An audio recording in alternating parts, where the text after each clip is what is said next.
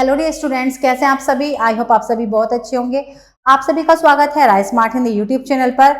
मैं तरुणा भारद्वाज आज आपको पढ़ाऊंगी यूनिवर्स का टॉपिक।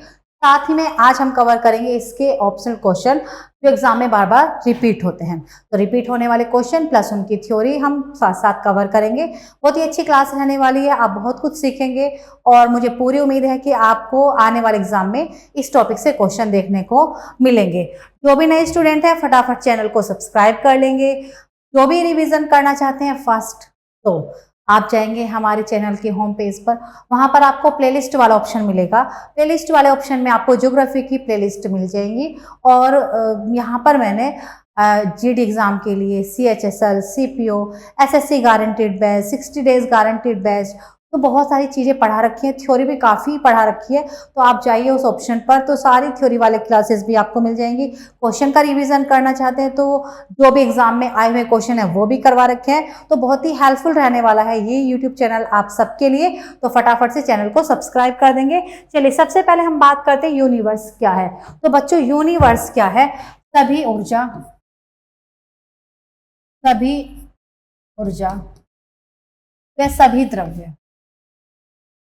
सभी द्रव्य सम्मिलित रूप से ब्रह्मांड कहते हैं। जो द्रव्य हैं, जो मैटर्स हैं, उनकी 3 स्टेट होती है। सॉलिड, ठोस होते हैं, लिक्विड,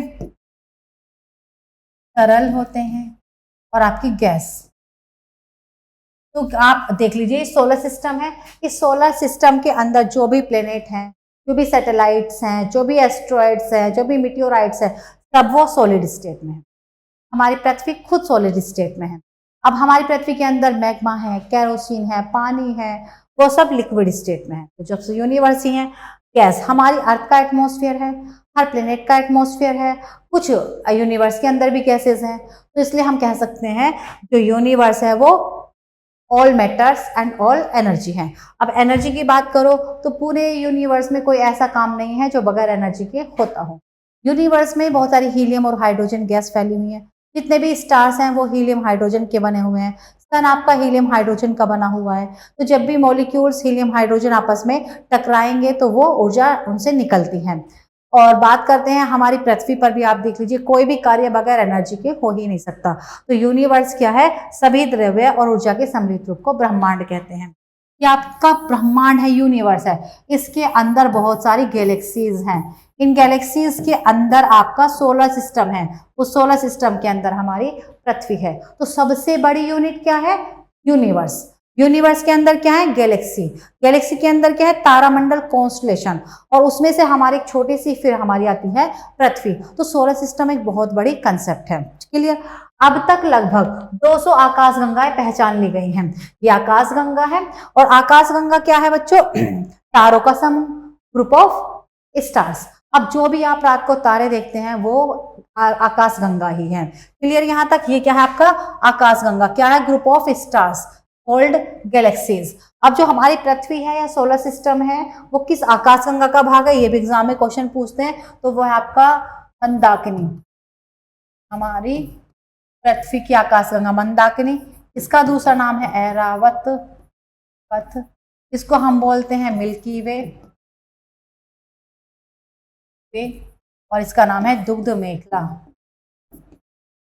दुग्ध मेख, ठीक है, हमारी आकाशगंगा। और हमारी जो सोलर सिस्टम है, हमारे सोलर सिस्टम में 8 ग्रह हैं। Mercury, Venus, Earth, Mars, Jupiter, Saturn, Uranus, Pluto dwarf planet है। तो वो सब हैं, ठीक है। सारे के सारे हमारे मिल्की वे आकाशगंगा का ही भाग हैं। अब तक लगभग 200 आकाशगंगा की खोज हो चुकी है। अब हम बात करते हैं तारामंडल। कॉन्स्टलेशन क्या है? तो जब कुछ स्टार्स अपने एक स्पेसिफिक शेप में आ जाए, कुछ एक विशेष आकृति बना ले, तो उसको हम बोलते हैं तारामंडल। तो अब तक लगभग 89 जो कॉन्स्टलेशन है, तारामंडल है, उनकी पहचान कर ली गई है। जिसमें से सबसे बड़ा है आपका हाइड्रा। हाइड्रा लार्जेस्ट है, ठीक है ना। और तारामंडल आपने देखे भी होंगे, एक जैसे इसी के अंदर कुछ तारे विशेष आकृति, इस तरह की आकृति ले लेते हैं, या कुछ ऐसे तारे हैं इनको मिला के हम ऐसी आकृति बन सकती है। सप्तऋषि तारामंडल आपने देखे ही होंगे, 7 तारों का समूह। तो सप्तऋषि तारामंडल बहुत ही इंपॉर्टेंट है, जिसको जो यूरोपियन कंट्रीज है उसको उसमें बिग डिपर या बिग डियर कहा जाता है, तो ये ऐसे इंपॉर्टेंट है। फिर इसके अंदर जो हमारी आकाशगंगा है उसमें हमारा सोलर सिस्टम है। सोलर सिस्टम के जो सेंटर है उसमें हमारा सन है। सन के चारों तरफ ग्रह घूमते हैं, ग्रह के चारों तरफ उपग्रह घूमते हैं, सैटेलाइट, उल्का पिंड है आपकी, और ये आपका क्षुद्र ग्रह है, एस्ट्रॉयड, क्षुद्र ग्रह आपको मिल जाएगा। तो और आपके तारे मिल जाएंगे, प्लूटो मिल जाएगा, बोना ग्रह मिल जाएगा। तो जो सौर परिवार है उसके सेंटर में सन है, और सन क्या है बच्चों, सन भी एक तारा है, सूर्य भी एक तारा है। ये भी इंपॉर्टेंट क्वेश्चन है आपका। तो चलिए अब हम थोड़ा सा आपने कंसेप्ट समझा, अब हम बात करेंगे आज जो टॉपिक है यूनिवर्स, उससे बनने वाले कुछ क्वेश्चन का। तो पहला क्वेश्चन है, इसी से हम थ्योरी भी कवर करते जाएंगे क्वेश्चन के बेस पर। तो तारे का वर्ण निम्नलिखित में से किसका सूचक है? Which of the following is indicated by the color of a star? सबसे पहले बताइए तारे का रंग है कैसा? चमकीला। तारे चमकते हैं, तारे टिमटिमाते हैं, तारे बिजली उत्पन्न करते हैं। तो जो तारे हैं वो किस वजह से चमकते हैं? वो उनके टेम्परेचर की वजह से चमकते हैं, वो उसके तापमान की वजह से चमकते हैं। तारे किसके बने हुए होते हैं? तो प्यारे बच्चों, तारे हीलियम और हाइड्रोजन गैस के बने हुए होते हैं। ठीक है, हीलियम और हाइड्रोजन का फ्यूजन होता है तो तारों में से ऊर्जा निकलती है, हीलियम हाइड्रोजन में से ऊर्जा निकलती है। और सबसे बड़ा तारा आपका सूर्य है, सबसे बड़ा तारा सूर्य है आपका। ठीक है, अब जो तारे हैं वो छोटे छोटे तारे भी होते हैं, छोटे छोटे तारे होते हैं आपके, बड़े बड़े तारे होते हैं, बहुत विशाल तारे भी होते हैं जितना कि सूर्य है। तो ये क्या है बच्चों? छोटे तारे, छोटे तारे। ये बड़े तारे, बिग स्टार्स। ये विशाल तारा, विशाल तारा। ठीक है, वेरी लार्ज स्टार जैसे कि सन। तो जब छोटे तारों की मृत्यु होती है तो उनको हम व्हाइट ड्वार्फ कहते हैं। छोटे तारे की मृत्यु होती है तो उसको हम व्हाइट ड्वार्फ होते हैं। बड़े तारे मरते हैं तो उसको न्यूट्रॉन कहा जाता है। ठीक है, विशाल तारा मरता है तो वो ब्लैक होल में बदल जाता है। किसमें बदलता है आपका? Black hole. Very important question. जब सूर्य की मृत्यु होगी तो वो किस में बदलेगा?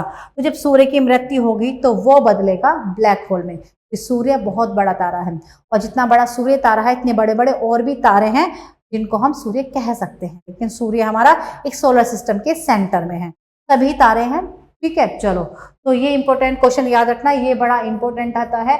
छोटे तारे मरते हैं तो क्या कहते हैं? बड़े तारे मरते हैं तो क्या कहते हैं? विशाल तारा या सूर्य मरेगा तो किसमें बदलेगा?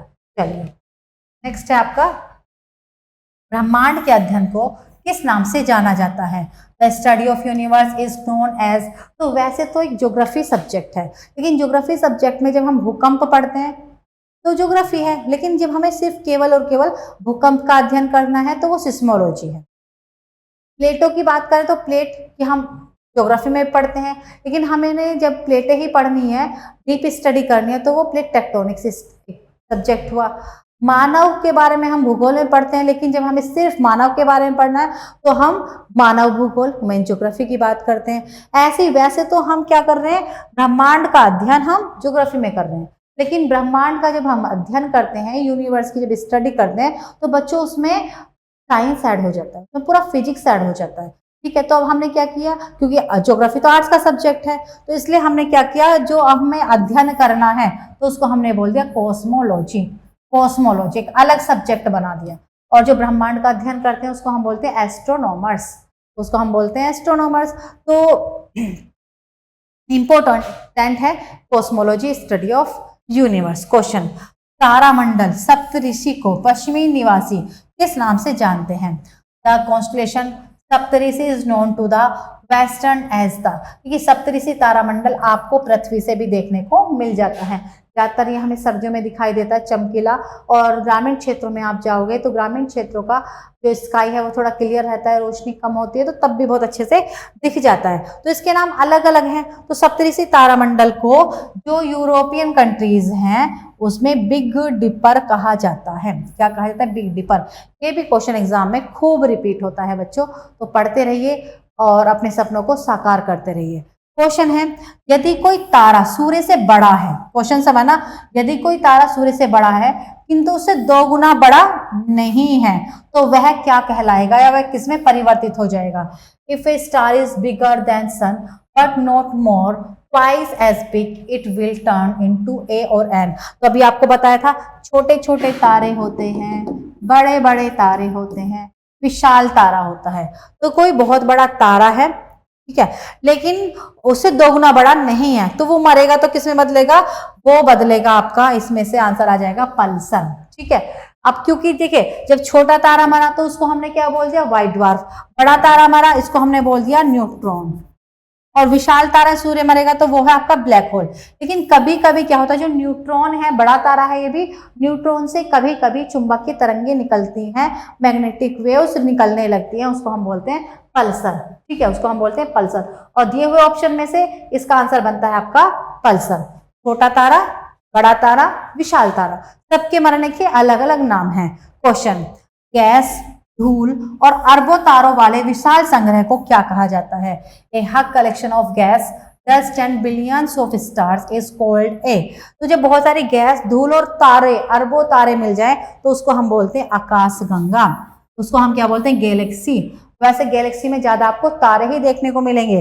गैस की बात करें तो जो तारे हैं वो गैसों के ही बने हुए हैं, हीलियम हाइड्रोजन के ही बने हुए हैं, और वहां पर आपको धूल भी मिल जाएगी। ग्रह क्या होते हैं, ग्रह किसे बोलते हैं, सूर्य के चारों तरफ घूमने वाले ऐसे ठोस पिंड जैसे कि पृथ्वी है, जो निश्चित दिनों में 365 दिन में और हर 4 साल के बाद 366 दिन में, दिन निश्चित है भी, वेस्ट से ईस्ट की तरफ हमेशा और इसी दिशा में घूमती रहे। ठीक है, पृथ्वी घूमती है, तो ऐसे ठोस पिंड जो सूर्य के चारों तरफ घूमते हैं लेकिन निश्चित दिशा में, निश्चित कक्षा में और निश्चित दिनों में, जैसे कि हमारी पृथ्वी कर रही है, तो ऐसे कोई हम बोलते हैं ग्रह। ठीक है, और जिनका अपना प्रकाश नहीं होता, जो सूर्य के प्रकाश से चमकते हैं। उपग्रह जो ग्रहों के चारों तरफ घूमे, जैसे चंद्रमा किसके चारों तरफ घूमता है, पृथ्वी के चारों तरफ घूमता है। तो ऐसे ठोस पिंड, ऐसी सॉलिड बॉडी जो किसी प्लेनेट के चारों तरफ रिवॉल्व करती है, लेकिन डेज फिक्स हो, ऑर्बिट फिक्स हो और आपकी डायरेक्शन भी फिक्स हो। जो ग्रहों की नई परिभाषा दी गई बच्चों, वो 2005 में दी गई थी। नेक्स्ट है आपका सौर परिवार। सौर परिवार में वही सूर्य है, ग्रह, उपग्रह, क्षुद्र ग्रह, उल्कापिंड, तारे, उच्छल तारे, बहुत कुछ है आपके सौर परिवार में। क्वेश्चन है, एक तारे के जीवन काल में, एक तारे के जीवन चक्र में निहारिका चरण निम्नलिखित में से किसको संदर्भित करता है? In the life cycle of star the stage nebula refers to. तो नेबुला, एक तारे की जब मृत्यु होती है, जब तारा जब से बनता है तब से लेकर जो भी जीवन है उसका जीवन चक्र, उसमें नेबुला क्या है? धूल और हाइड्रोजन का बादल, किसी तारे का बाहरी आवरण, या वह चरण जिसमें बाहरी परत विस्तारित होती है और ठंडी होती है और कम उज्ज्वला हो जाती है, या इसके जीवन चक्र का अंतिम चरण। तो इसका आंसर है आपका वह चरण जब बाहरी परतें विस्तारित होती हैं, फैलती और ठंडी होती हैं और कम उज्ज्वला होती हैं। तो जब होता क्या है, देखो बच्चों, सबसे पहली बात, तारे किसके बने हैं? हीलियम और हाइड्रोजन और धूल कणों के। तो जब हीलियम, हाइड्रोजन और सैंड पार्टिकल्स होते हैं, वो सॉलिड रूप में जमा हो जाए, वो ठंडे हो जाए, तो उसको हम बोलते हैं नेबुला। उसको हम क्या बोलते हैं? नेबुला। इवन जब आज हमारा पूरा यूनिवर्स है, यूनिवर्स से पहले भी हीलियम, हाइड्रोजन और सैंड पार्टिकल्स ही थे। क्लियर? और जब हीलियम, हाइड्रोजन और सैंड पार्टिकल्स आपस में मिल गए और वो सॉलिड रूप में और थोड़े ठंडे हो गए, तो उसको हमने बोला नेबुला। और नेबुला से क्या हुआ? महाविस्फोट हुआ, बिग बैंग हुआ, उसी से हमारे सोलर सिस्टम का, हमारे यूनिवर्स का उत्पत्ति हुई। तो एक तरह से ये भी आपका नेबुला ही आ जाएगा। क्वेश्चन है नेक्स्ट, सबसे बड़ा तारामंडल किसे माना जाता है? Which one of the following is the largest recognized constellation? अब तक 89 तारामंडल पहचान लिए गए हैं, जिनमें सबसे बड़ा तारामंडल आपका हाइड्रा है। कौन सा? हाइड्रा लार्जेस्ट कॉन्स्टेलेशन है। तारामंडल क्या किसे कहते हैं ये भी आपको बताया था। जब कुछ तारे एक विशेष आकृति में आ जाए, एक स्पेसिफिक शेप में आ जाए, तो वो होते हैं आपके तारामंडल। तारों का समूह, बहुत बड़ा तारों का समूह गैलेक्सी, तारों की विशेष आकृति रहेंगे तारे ही, वो है आपके तारामंडल। क्लियर? चलिए, निम्नलिखित में से कौन सा तत्व हमारे ब्रह्मांड में सर्वाधिक बहुतायत में पाया जाता है? Which of the following elements occurs most evidently in our universe? Nitrogen, oxygen, helium या फिर हाइड्रोजन। देखो बच्चों, हमारी पृथ्वी के वायुमंडल में सबसे ज्यादा नाइट्रोजन गैस मिलती है, पृथ्वी के वायुमंडल में है। 21% मिलती है ऑक्सीजन, लेकिन हीलियम और हाइड्रोजन हमारे यूनिवर्स में सबसे ज्यादा है। जैसे कि आपको बताया, यूनिवर्स जब नहीं था तो केवल 3 चीजें थी, हीलियम गैस थी, हाइड्रोजन और सैंड पार्टिकल्स थे। इन्हीं से एक सॉलिड बॉडी नेबुला बना, तब चीजें बदलती गई और जैसे आज आपकी पृथ्वी है वैसी आपकी पृथ्वी आपके सामने है। देखिए हीलियम, हाइड्रोजन और सैंड पार्टिकल्स ने किस तरह की पृथ्वी आपकी बना दी है। तो इनमें सबसे ज्यादा कौन सी है? तो इनमें सबसे ज्यादा है आपका हाइड्रोजन। और आपको पता है हीलियम और हाइड्रोजन को हम बोलते हैं सबसे प्राचीन गैस, ओल्डेस्ट गैस या ब्रह्मांड की गैस, क्योंकि पूरे यूनिवर्स में सबसे ज्यादा यही तो है। आपको यूनिवर्स में सबसे ज्यादा तारे दिखते हैं, और तारे किसके बने हुए हैं? हीलियम हाइड्रोजन के बने हुए हैं। सबसे बड़ा आपको सूर्य दिखता है, सूर्य किसका बना हुआ है? हीलियम हाइड्रोजन का बना हुआ है। तो सबसे ज्यादा मात्रा में आपके हीलियम और हाइड्रोजन है। अब इन दोनों में सूर्य की भी बात कर लो, 71% सूर्य में क्या है आपका? हीलियम, सॉरी हाइड्रोजन, और 27% है आपका हीलियम और हाइड्रोजन सूर्य में। तो आप यही परसेंटेज से समझ सकते हो कि पूरे यूनिवर्स में सबसे ज्यादा है आपका हाइड्रोजन, उसके बाद हीलियम, बाकी दूसरी गैसेस। चलिए, वैसे सॉलिड बॉडीज भी हैं, लिक्विड भी हैं, गैसेस भी हैं। क्वेश्चन है सौर मंडल में ग्रहों के क्रम में मंगल और शनि के बीच कौन सा ग्रह आता है? In the sequence of planet in the solar system which planet comes in between Mars and Jupiter? तो इसका आंसर आप बताएंगे। ये है हमारा सूर्य। सूर्य के सबसे पास है mercury, Venus, Earth, Mars, Jupiter. Mercury, Venus, तीसरे नंबर पर अर्थ, मार्स,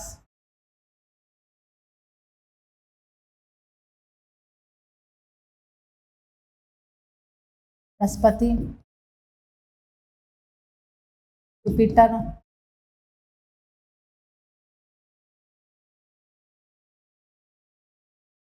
आ जाएगा आपका शनि, सैटर्न, अरुण, वरुण, यम। क्या जाएगा आपका? यूरेनस, अरुण, ये आ जाएगा वरुण, नेपच्यून, क्या जाएगा? प्लूटो। तो हमारे सोलर सिस्टम में ये आपका मरकरी, वीनस, अर्थ, मार्स, ठीक है। Jupiter, Saturn, Uranus, Neptune, Varun, Budh, Shukra, Prithvi, मंगल, बृहस्पति, शनि, अरुण, वरुण, यम। ये है। सूर्य के सबसे पास है Mercury, second number Venus, third Earth, फिर ये मार्स है। इस तरह से है। बल्कि जो ये आपके चार है ना, बुध, शुक्र, पृथ्वी, मंगल, बुध, शुक्र, पृथ्वी, मंगल, इनको हम बोलते हैं चट्टानी ग्रह, टेरेस्ट्रियल प्लेनेट। और ये जो बाह्य ग्रह इनको बोलते हैं सिर्फ गैसेस प्लेनेट, क्योंकि ये एकदम सॉलिड है, इनमें गैस की मात्रा ज्यादा है। तो क्वेश्चन आइए निकालते हैं। सौरमंडल के ग्रह मंगल और शनि के बीच, तो मंगल और शनि के बीच में आपका मिलता है ये मंगल और ये शनि। तो बताइए मंगल और शनि के बीच में आपका आ जाएगा बृहस्पति। बृहस्पति क्या है? सौरमंडल का सबसे बड़ा ग्रह भी है, और इसके सबसे ज्यादा सैटेलाइट भी थे, लेकिन अब सबसे ज्यादा सैटेलाइट है शनि के, क्योंकि यूनिवर्स में जो है रिसर्च लगातार जारी है, उसकी संख्या बदलती रहती है। तो सबसे ज्यादा सोलर सिस्टम में पहले सैटेलाइट किसके थे? बृहस्पति के। अब किसके हैं? सैटर्न के हैं। बदल सकते हैं। तो याद रखना ये चार ग्रह टेरेस्ट्रियल या चट्टानी ग्रह, ये बाद के ग्रह गैसियस प्लेनेट। ये इंपॉर्टेंट क्वेश्चन है। किसके बीच में क्या है ये आप याद कर लेंगे। क्वेश्चन है आपका, सूर्य के सबसे बाहरी भाग को, जिसे पूर्ण सूर्य ग्रहण के दौरान देखा जा सकता है, क्या कहा जाता है? The outermost part of the sun's atmosphere is called solar eclipse which can be seen during total eclipse. तो होता क्या है ये बच्चों? हमारा सूर्य है, सूर्य से ही पृथ्वी पर आती है रोशनी, लेकिन जब कभी कभी पृथ्वी का सैटेलाइट मून इनके बीच में आ जाए, तो इस कंडीशन में क्या होगा? सूर्य का प्रकाश पृथ्वी तक नहीं पहुंचता है, बल्कि पृथ्वी पर चंद्रमा की छाया पड़ने लगती है। इसी को हम बोलते हैं सोलर इक्लिप्स। सोलर इक्लिप्स हमेशा अमावस्या को होता है। तो अब क्या होगा? जो चंद्रमा है वो आकार में छोटा है, ये सूर्य और चंद्रमा पूरी तरह से आ जाता है। ये चंद्रमा बच्चों आकार में छोटा है और सूर्य आकार में बड़ा है। ये आपका चंद्रमा पूरी तरह से आ जाता है किसके सामने? मून के सामने। लेकिन मून तो बहुत बड़ा है। अब मून का जो ये बाहरी भाग है, ये वाला हिस्सा, ये दिखता रहता है सूर्य ग्रहण के समय, क्योंकि चंद्रमा आकार में छोटा होने के कारण सूर्य को पूरी तरह से नहीं ढक पाता है, तो उसे हम बोलते हैं कोरोना। तो हम क्या बोलते हैं, कोरोना। जब सूर्य ग्रहण के समय आकार में चंद्रमा छोटा है, सूर्य आकार में बड़ा है, चंद्रमा सूर्य के सामने पूरा आ जाता है, लेकिन सूर्य को पूरा नहीं ढक पाता, तो वो आउटर पार्ट उसका दिखता रहता है, उसको हम बोलते हैं आपका कोरोना। और फोटोस्फीयर क्या है, सूर्य की जो बाहरी सतह हमें दिखाई देती है, सूर्य के बाहरी सतह को हम बोलते हैं फोटोस्फीयर, जिसका तापमान होता है 6000 डिग्री सेल्सियस। खूब एग्जाम में रिपीटेड क्वेश्चन है ये भी कि सूर्य के बाहरी सतह फोटोस्फीयर क्या है। देखिए, जो कोरोना बनता है वो सूर्य ग्रहण के टाइम एक सिचुएशन बनती है। फोटोस्फीयर हमेशा सूर्य के बाहरी भाग को, आउटर पार्ट को हम बोलते हैं, सतह को, केंद्र को कोर बोलते हैं, और केंद्र का तापमान तो 15 बिलियन करोड़ डिग्री सेल्सियस के आसपास है। और ये है आपका फोटोस्फीयर बाहरी सतह, इसका तापमान होता है 1000 डिग्री सेल्सियस। क्वेश्चन, सूर्य ग्रहण कब होता है? When does solar eclipse take place? अभी जस्ट आपको लास्ट क्वेश्चन में एक्सप्लेन किया था। ये सूर्य है और ये हमारी अर्थ है, के बीच में आता है मून, तब होता है सूर्य ग्रहण, सोलर इक्लिप्स। तो क्या होगा, जब चंद्रमा आएगा बीच में, किस किस के बीच में आएगा? सूर्य और पृथ्वी के बीच में आएगा। और लर्नर इक्लिप्स चंद्र ग्रहण में क्या होगा, तो ये सूर्य है बच्चों और ये हमारा मून है। मून का कोई अपना प्रकाश नहीं होता है, चंद्रमा का अपना प्रकाश नहीं होता है, वो तो सूर्य से प्रकाश ग्रहण करता है, फिर उसी से चमकता है। लेकिन कभी कभी पृथ्वी भी तो वापस आ सकती है, तो कभी कभी पृथ्वी बीच में आ जाएगी, तो इस समय क्या होगा, जो सूर्य का प्रकाश है वो पृथ्वी ने रोक लिया, चंद्रमा पर प्रकाश नहीं गया, और जब चंद्रमा पर प्रकाश पहुंचता ही नहीं है तो वो भी नहीं चमकता और वो भी अंधकार रूप में हो जाता है। तो इसी को हम बोलते हैं लर्नर इक्लिप्स, चंद्र ग्रहण। जब भी चंद्र ग्रहण होगा उस समय क्या होगा, उस समय होगा आपका पूर्णिमा, फुल मून। सूर्य ग्रहण के समय क्या होगा, अमावस्या, न्यू मून। क्लियर। एक और चीज है, पूरे वर्ष में 7 बार से ज्यादा सूर्य ग्रहण और चंद्र ग्रहण कभी भी नहीं बन सकते। एक क्वेश्चन आता है कि एक साल में सूर्य ग्रहण और चंद्र ग्रहण दोनों को मिलाकर, अलग अलग नहीं, 7-7 बार नहीं, अगर 7-7 बार आए तो हर महीने सूर्य ग्रहण या चंद्र ग्रहण की घटना होगी।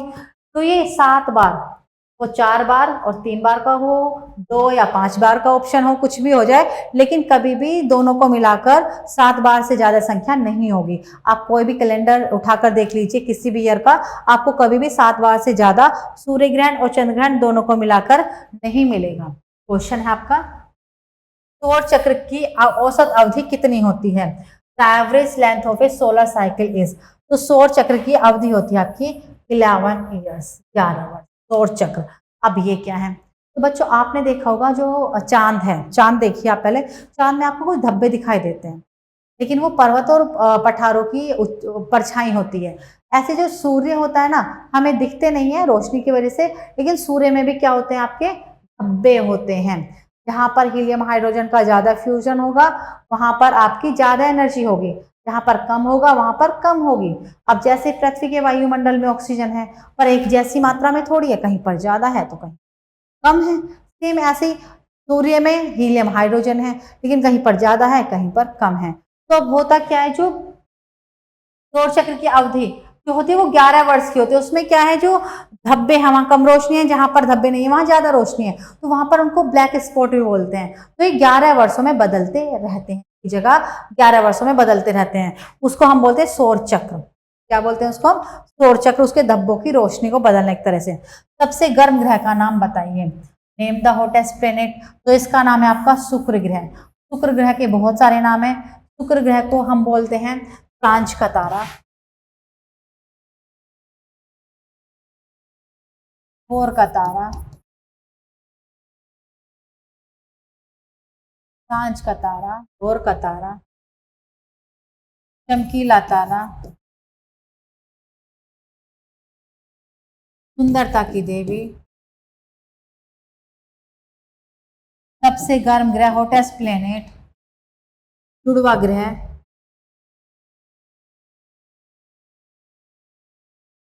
सिस्टर प्लेनेट, ट्विन प्लेनेट, अग्नि ग्रह, पृथ्वी की बहन, बहुत सारे नाम से पुकारते हैं।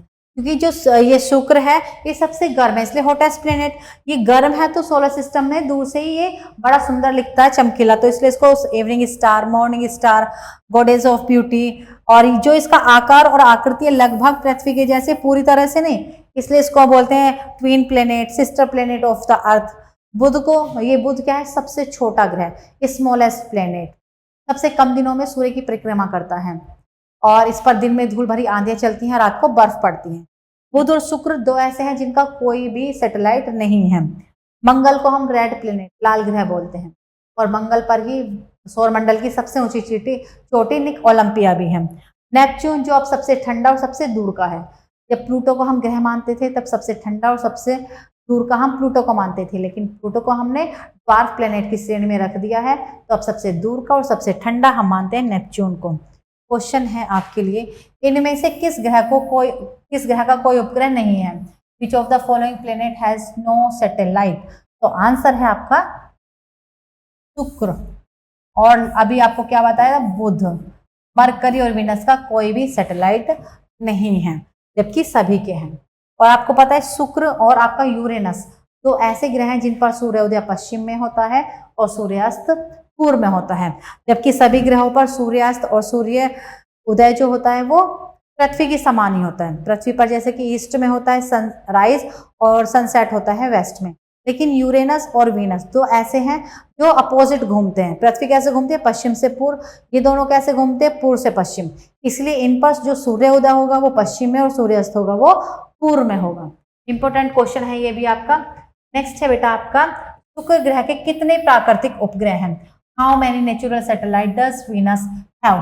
तो 0 है। क्वेश्चन को कैसे भी घुमा के पूछ लेंगे, एक ही बात है लेकिन उसको अलग अलग तरीकों से घुमाकर पूछा जा सकता है, तो इसके 0 हैं। ठीक है, चलिए नेक्स्ट है आपका, पृथ्वी का अपना वायुमंडल क्यों है?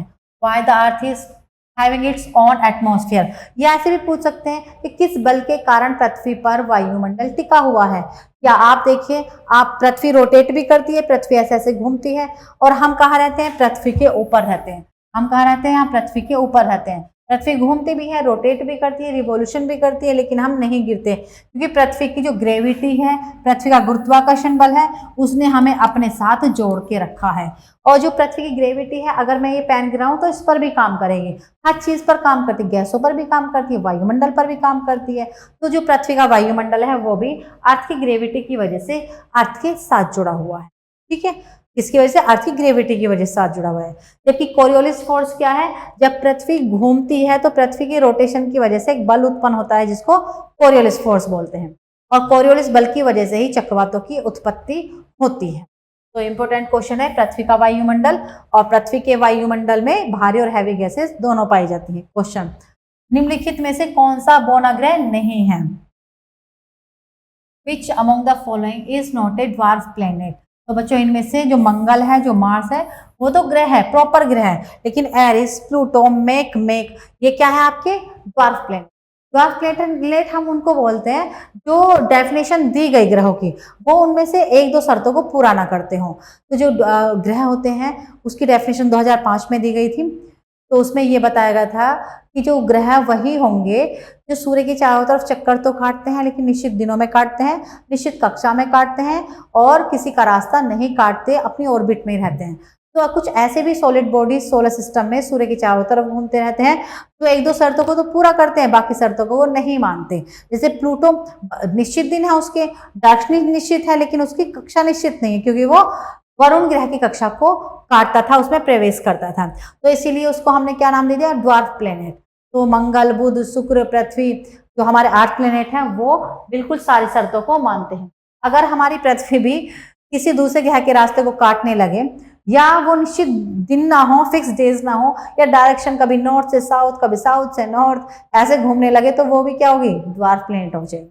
और ड्वार्फ प्लेनेट से इसका कुछ मतलब नहीं है कि भाई हम नहीं रहेंगे, वो डेफिनेशन में चीजें जैसी हैं वैसी रहेंगी। जो प्लूटो है अभी भी वो सोलर सिस्टम में है, अभी भी वैसे ही घूमता है, सिर्फ ये है कि डेफिनेशन से बाहर हो गए वो। चलो क्वेश्चन है आपके लिए, निम्नलिखित में से किस ग्रह को गैस दानव, गैस जेंट भी कहा जाता है? Which of the following planet is also known as a gas giant? Mangal, Budh, Shukra, Prithvi. ठीक है, आपको बताया था ये 4 हैं जिनको हम चट्टानी ग्रह बोलते हैं, रॉकी प्लेनेट बोलते हैं। बृहस्पति, शनि, अरुण, वरुण, यम, इनको हम बोलते हैं गैसीय ग्रह। तो इनमें से जो बृहस्पति है उसको हम बोलते हैं गैस दानव, ठीक है। जबकि बुध, शुक्र, पृथ्वी और मंगल, 4 को हम बोलते हैं टेरेस्ट्रियल प्लेनेट। बाकी को हम बोलते हैं गैसीय ग्रह, उनमें गैसों की मात्रा ज्यादा है। जबकि जो पहले 4 ग्रह हैं सूर्य के पास वो एकदम ठोस है, उनमें गैसें हैं लेकिन उसके बाहरी भाग में ज्यादा है। क्वेश्चन आपका गैनीमीड के बारे में, निम्नलिखित में से कौन सा कथन सही नहीं है? Which of the following statement about Ganymede is not correct? तो गैनीमीड क्या है? गैनीमीड बृहस्पति का सबसे बड़ा उपग्रह है और ये सोलर सिस्टम का भी सबसे बड़ा उपग्रह है। तो आइए देखते हैं इसके बारे में क्या सही नहीं लिखा हुआ है। एकमात्र चंद्रमा है जिसे अपने स्वयं के अतिरिक्त रूप में उत्पन्न चुंबकीय क्षेत्र के लिए जाना जाता है। यह शनि ग्रह के चारों ओर घूमता है, ये शनि के नहीं बृहस्पति के चारों तरफ घूमता है। यह बुध ग्रह से बड़ा है, बिल्कुल ठीक। यह हमारे सौर मंडल का विशालतम प्राकृतिक उपग्रह है, प्राकृतिक, बिल्कुल ठीक है। और यह बुध ग्रह से बड़ा है, ये भी ठीक है आपका आंसर। ये शनि के चारों तरफ नहीं घूमता, ये बृहस्पति, जुपिटर, ये चारों तरफ घूमता है। जुपिटर खुद सबसे बड़ा प्लेनेट है और उसका सबसे बड़ा सैटेलाइट गैनीमीड है, जो कि सोलर सिस्टम का भी सबसे बड़ा सैटेलाइट है। क्वेश्चन, इनमें सबसे ठंडा ग्रह कौन सा है? Which is the coldest planet? तो अब तक सबसे ठंडा ग्रह प्लूटो, जैसे कि आपको बताया, और अब है आपका नेपच्यून, सबसे दूर, सबसे ठंडा। सबसे गर्म है शुक्र, वीनस, सब हॉटेस्ट प्लेनेट। सबसे बड़ा जुपिटर। तो बच्चों ये थी आपकी आज की क्लास। मुझे पूरी उम्मीद है आप सब ने बहुत अच्छे से पढ़ी होगी, समझी होगी और आप रेगुलर रहेंगे राय स्मार्ट हिंदी यूट्यूब चैनल पर, क्योंकि इसी बार आपको करना है अपना एग्जाम के लिए। एग्जाम क्लियर करने के लिए सही मार्गदर्शन की जरूरत होती है, सही कंटेंट की जरूरत होती है और ऐसा कंटेंट जो बार बार एग्जाम में रिपीट होता है। एग्जाम के टाइम वही चीजें हमें ध्यान में रखनी होती है। जितने भी प्लेलिस्ट हैं ज्योग्राफी की बनी हुई है, आप उनमें भी रिवाइज कर सकते हैं अच्छे से और रेगुलर रहिए। शॉर्ट्स वाले ऑप्शन में भी जाके काफ़ी मैं रील्स वगैरह बनाती हूँ, उसमें भी आप देख लिया करो। और हमें टेलीग्राम चैनल, फेसबुक और इंस्टाग्राम पर भी आप फॉलो कर सकते हैं, क्योंकि वहाँ पर आपको कुछ ना कुछ आपके एग्जाम में जो बेनिफिट मिलेगा, कोई इंफॉर्मेशन, कोई चीज़ आपको मिलती रहती है। चैनल को सब्सक्राइब कर लेंगे क्योंकि तभी आपको क्लास का नोटिफिकेशन टाइम से रेगुलर मिलता है। खुश रहें बच्चों, लगातार मेहनत करें और रिकॉर्डेड क्लास में भी आप कमेंट करते रहें। जो आपके डाउट है वो पूछते रहें, हम आपके कमेंट, आपके डाउट का आंसर जरूर देंगे। आप टेलीग्राम चैनल पर ज्वाइन करें, आप फेसबुक पर ज्वाइन करें और आप हमें इंस्टा पर भी ज्वाइन करें। मिलते हैं फिर नेक्स्ट क्लास में, तब तक आप ध्यान रखें अपना, खुश रहें और जीवन में लगातार आगे बढ़ें। Thank you and good luck.